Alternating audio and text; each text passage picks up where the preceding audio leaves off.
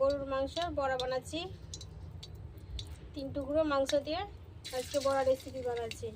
এর মধ্যে দিয়ে আছে আদা বাটা, রসুন বাটা, ভাজা জিরে বাটা,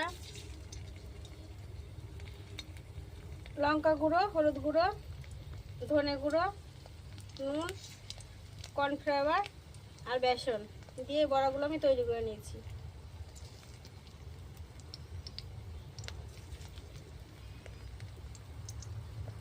বড়াগুলো লাল করে ভেজে নেবো পিটু পিট করে।